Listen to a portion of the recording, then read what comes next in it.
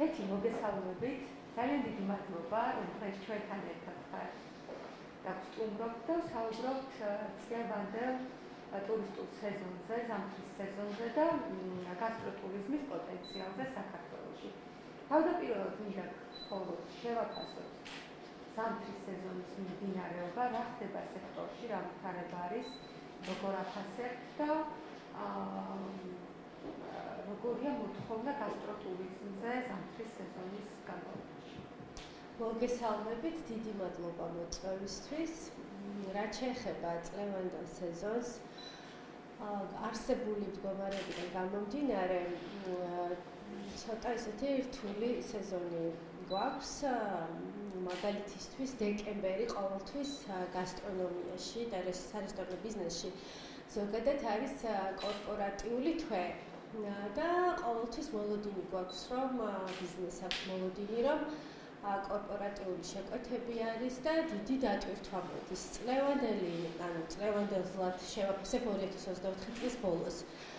არსებული მდგომარეობიდან გამომდინარე რთული იყო, იმიტომ რომ საერთოდ ყველა კორპორატიული შეკვეთა დაქენსელდა და არ გადადებას აპირებდნენ, მაგრამ არც გადაიდო. საერთოდ ჩაიშალა და ამ რა თქმა უნდა იმოქმედა ბიზნესზე და ფაქტობრივად ის შემოსავლები, რაც იყო განსაზღვრული ამ წლის ჭრილში, დაიკარგა რა თქმა უნდა და ამ მხრივ ვერ ვიტყვი, რომ კარგი იყო ეს თვის ბოლო და იანვარშიც ფაქტობრივად კი ნელ-ნელა ამოიქაჩა, მაგრამ მაინც ეს დანაკლისი დარჩა. რაც შეეხება თვითონ ზამთრის სეზონს, გუდაური, ბაკურიანი და ზამთრის კურორტები საკმაოდ დატვირთული არის და კარგი სეზონი აქვთ, როგორც თვითონ აღნიშნავენ, 100%-იანი დატვირთვაც კი იყო სასტუმროებში და რა თქმა უნდა რესტორნებშიც.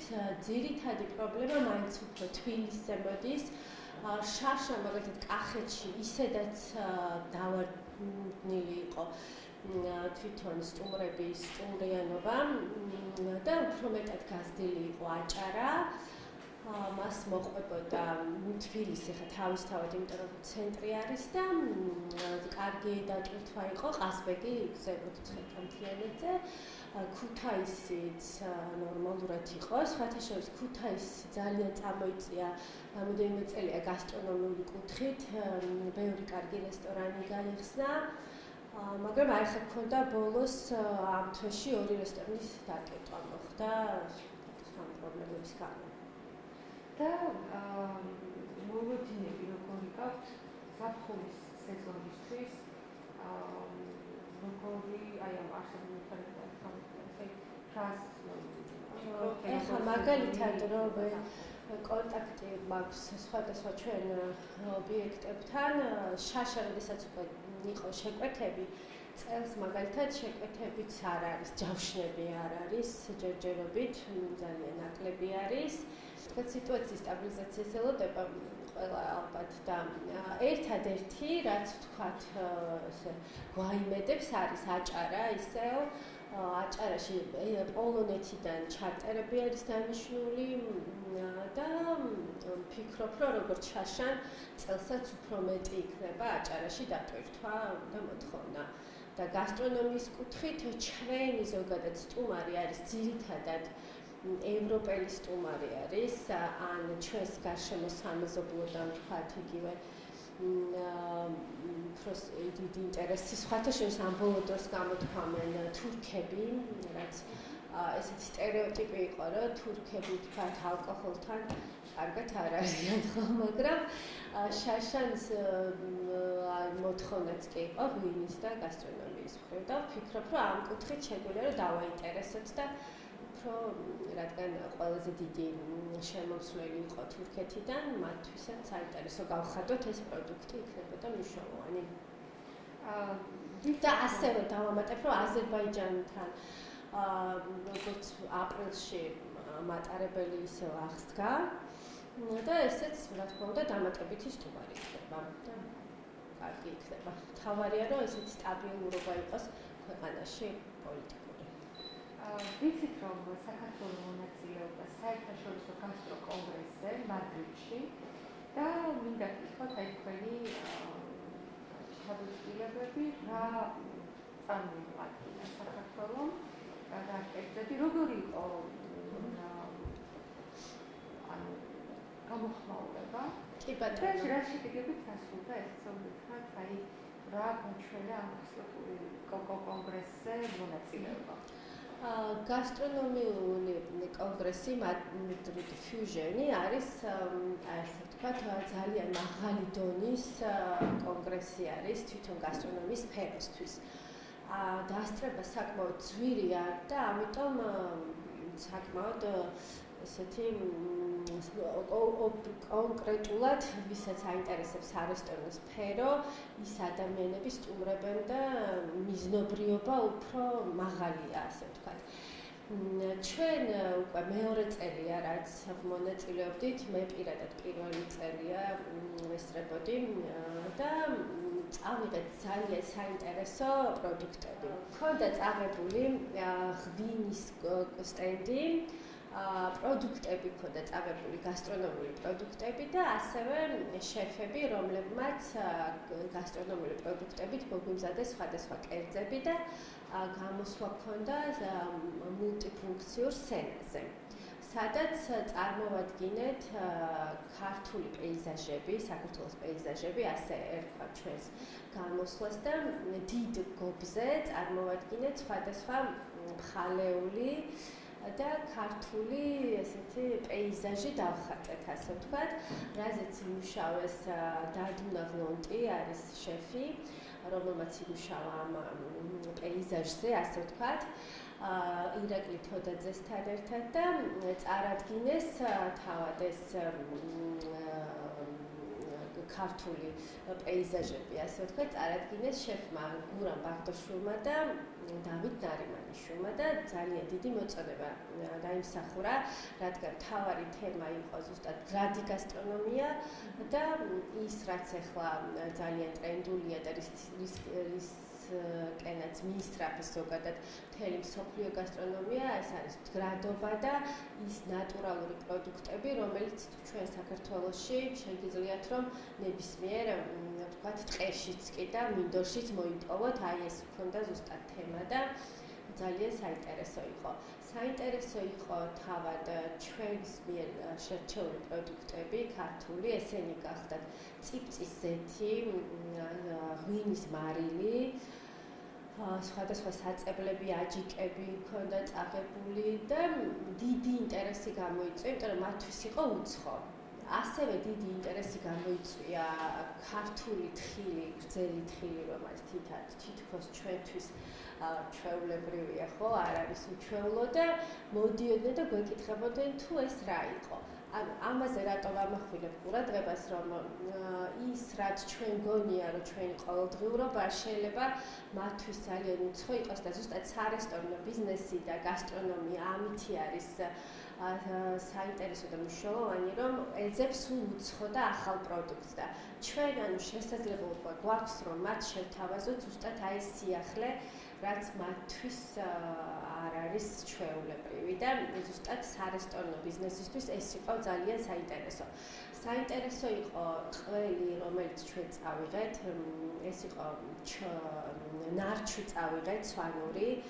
დიდი ინტერესი გამოიწვია, ეს საქართველოსთვისაც უცხო არის, ბევრმა არც იცის და არც გაუსინჯავს და წარმოებაც ნაკლები არის და ამიტომ მათთვის ძალიან საინტერესო იყო ეს პროდუქტი და გუდის ყველზე გავამახვილებდი ყურადღებას, მოდიოდნენ სტუმრები, რომლებიც გვეუბნებოდნენ, რომ აი ამ ხელა გამოფენაზე საუკეთესო ყველი არის, რაც გავსინჯეთო და რა თქმა უნდა ეს ჩვენთვის ძალიან საამაყო იყო და თან საინტერესო იმ მხრივ, რომ როგორ შეიძლება შეხვიდე ვთქვათ სხვადასხვა ბაზრებზე.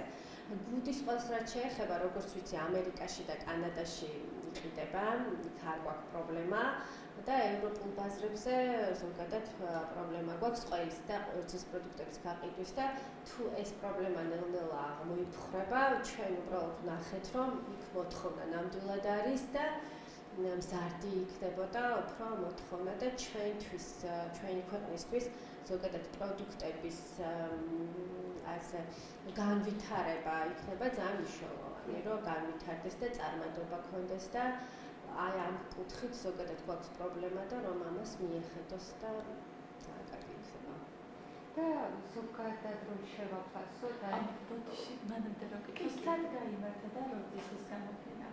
გამოფენა გაიმართა მადრიდში ზუსტად 27-28-29 დღე იანვარს 3 დღის განმავლობაში იყო. და ყოველთვის საუბრობთ ხოლმე ამაზე, როცა ვხვდებით პოტენციალზე და პერსპექტივებზე. რა იცვლება წლების განმავლობაში და ჩვენი ქვეყნის გასტროტურიზმის პერსპექტივაც შევაფასოთ ამ ჭრილში. აი რა შეიცვალა გასულ პერიოდთან შედარებით და როგორი პოტენციალი აქვს გასტროტურიზმს საქართველოში? პოტენციალი როგორც აღნიშნე ძალიან დიდია, მოთხოვნადია, მზარდია, ნელ-ნელა თან მსოფლიოს ვაცნობთ და ძალიან მნიშვნელოვანი არის რომ სულ ამას ვამბობ და მედი მაქვს რომ სამომავლოდ კი ნელ-ნელა ნაბიჯით მივდივართ, მაგრამ ღვინოსთან ერთად აი თუნდაც ეს ჩვენ გუდა რომელიც აღნიშნე და თავად ღვინოც შაშან მე თავად გახდით და წარვადგენდი ამსტერდამში და მათთვის ჩვენი ქვეყნის ღვინო არის ცოტა მიუღებელი, რადგან ცალკე როდესაც მას აგემოვნებ არის უფრო მძიმე და ეს არის გასტრონომიული ღვინო. ისევე როგორც ჩვენი გასტროპროდუქტები ძალიან კარგად იხდეს ღვინოს და ეს ჩვენ ასე ვთქვათ, მოვსდევს უკვე ისტორიულად, ხო, რომ ქართული სუფრა ღვინის გარეშე წარმოუდგენელია და იგივე სადილს, რომელიც საკმაოდ სუყეა, როდესაც ატარი ღვინოს, ეს ანეიტრალებს მას და აი ძალიან მნიშვნელოვანი არის ღვინოსთან ერთად, როგორც ღვინოს პოპულარიზაციას ვახდენთ, ასევე ეს დავაწყვილოთ, ასე ვთქვათ და ერთად გავიტანოთ მსოფლიოს ბაზარზე და პრინციპში თვითდინებით ესე მოხდა, რომ თითქმის ყველა მარანმა დღესდღეობით დაიწყო ყველა სადილების შეთავაზებას და ერთად იყიდება ფაქტობრივად ერთიანი პაკეტებით და შაშან დაგვანახა, რომ ძალიან დიდი იყო მოთხოვნა ამაზე და ვფიქრობ, რომ წელსაც და უფრო განვითარდება და მარკეტინგის მხრივ თქვათ, რაც მსოფლიოში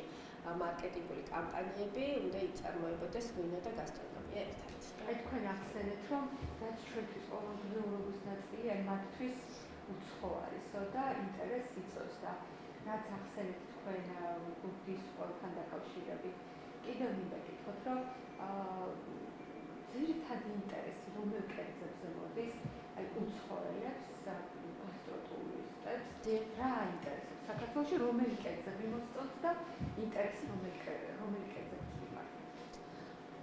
პირველ რიგში ალბათ ხინკალს გამოვყოფდი, რადგან ხინკალი მათთვის მისაღებია პროდუქტი არის და თან ძალიან უყვართ და ძალიან მოსწონთ და ვინც ჩამოდის პირველ ადგილზე ხინკალს აყენებენ და ფხალეული თავისი გრძელბადრიჯნით და ზოგადად ფხალეულზე ძალიან დიდი მოთხოვნა არის და ძალიან მოსწონთ და პოტენციალიც კარგი აქვს, იმიტომ რომ ნიგოზი ასე ცოცხლად შეზავებული და ზოგადად ნიგოზი მათთვის ასევე ძვირფასი პროდუქტია, ჩვენთვის ყოველდღიურობაა და მოკლედ ნიგოზი და ხინკალს დავაყენებდი ალბათ პირველ ადგილზე და ყველს რაც შეეხება, რა თქმა უნდა, ყველიც გუნდის ყველი განსაკუთრებით. და მას კარგი მარკეტინგი ჭირდება და გაბიარება, ასე ვთქვათ, მსოფლიომ გაიგოს, იმიტომ რომ აი ზუსტად ჩემი თვალით რაც ვიხილე იქ იყო, რომ ამხელა გამოფენაზე საუკეთესო ყველია, როცა გეტყვია, ნამდვილად საამაყო. ფრანგული და ესპანური და შვეიცარიული ყველების გვერდზე რომ დაგაყენებენ. ძალიან დიდი მადლობა.